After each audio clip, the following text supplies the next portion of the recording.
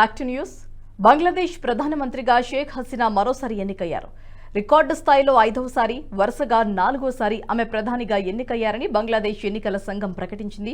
ఆదివారం జరిగిన ఎన్నికల్లో షేక్ హసీనాకు చెందిన అవామీ లీగ్ పార్టీ ఘన విజయం సాధించింది. ఆ పార్టీకి 50% పైగా ఓట్లు వచ్చాయని ఎలక్షన్ కమిషన్ వెల్లడించింది. ప్రధాన ప్రతిపక్షమైన బంగ్లాదేశ్ నేషనలిస్ట్ పార్టీ ఎన్నికలను బహిష్కరించడంతో అవామీ లీగ్ పార్టీ గెలుపు సునాయాసంగా గెలిచింది. చెదురుమదురు ఘటనలు మినహా పోలింగ్ ప్రశాంతంగా ముగిసింది. పోలింగ్ ముగిసిన అనంతరం సాయంత్రం కౌంటింగ్ మొదలైంది.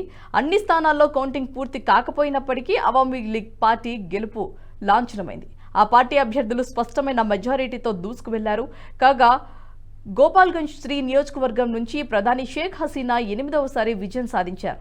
1986 నుంచి ఆమె ఇక్కడ వరుస విజయాలు సాధిస్తున్నారు. ఈసారి ఎన్నికల్లో హసీనాకు 2,49,965 ఓట్లు పడగా తన సమీప అభ్యర్థి బంగ్లాదేశ్ సుప్రీం పార్టీకి చెందిన నిజాం ఉద్దీన్ లష్కర్కి కేవలం 469 ఓట్లు మాత్రమే వచ్చాయి.